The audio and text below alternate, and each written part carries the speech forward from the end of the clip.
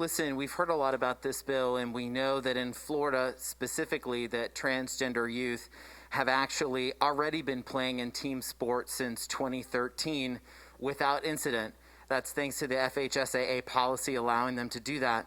In fact, right now, trans kids are enrolled across the state in team sports, but line 108 of your bill states this act shall take effect July 1st, 2021, but I'm not seeing a provision grandfathering these students in who are currently playing. So my question, Rep. Tuck, is what happens to these children, these transgender students who are currently playing sports?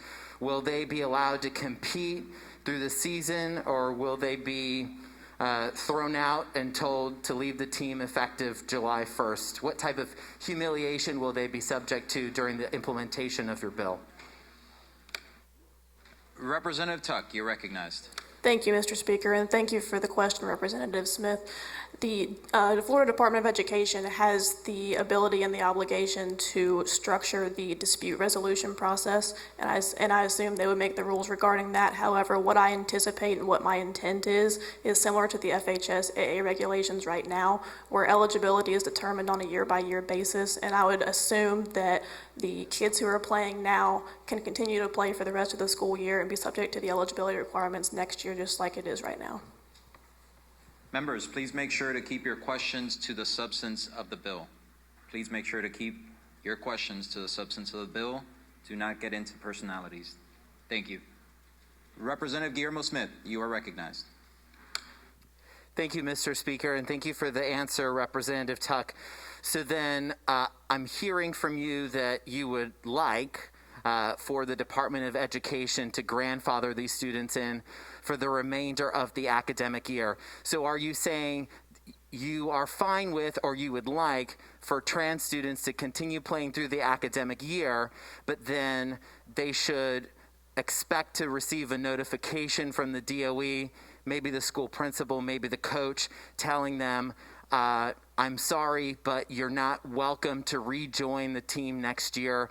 Can you kind of tell us what the parental notification and the student notification of their expulsion from the team might look like?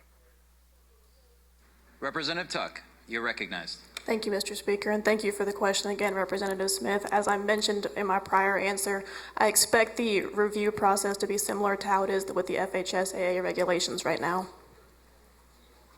Representative Guillermo Smith, you're recognized. Thank you for that answer. Currently, just to clarify, the FHSAA policies do not call for students to be expelled from their teams that are currently playing because they're transgender. But what is currently the case is FHSAA does require trans students to produce at least 9 different forms of documentation. They assign a facilitator to confirm their gender identity and go through an eligibility process. But my understanding of your bill is your bill cancels FHSAA's policy that allows trans students to compete under certain conditions. It also cancels the NCAA's policy, which also allows trans students to compete.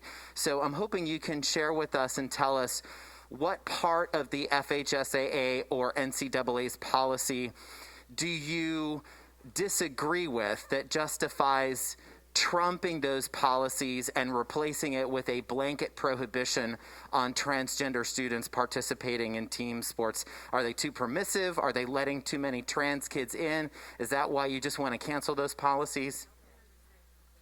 Representative Tuck, you're recognized. Thank you, Mr. Speaker, and thank you again for the question, Representative Smith. The policy that I disagree with is allowing biological males to participate in female sports. Representative Guillermo Smith, you're recognized. Thank you, Mr. Chair, and thank you, Mr. Speaker, and thank you, Representative, for clarifying that you don't want trans kids to compete. My last question has to do with really just weighing the good and the bad of any legislation, which we always do. As you know, the NCAA has 50 championships that are scheduled in Florida over the next 5 years. They're going to bring jobs, a $75 million impact. So they issued a strong statement actually yesterday against bills like yours. So my Representative question, Guillermo Smith, is there a question? yes, if I could get to it. Thank you, Mr. Speaker. So my question is, based on NCAA's very strong statement against your bill yesterday, are you willing to throw away all those championships and jobs to address a problem that you've acknowledged does not exist in Florida?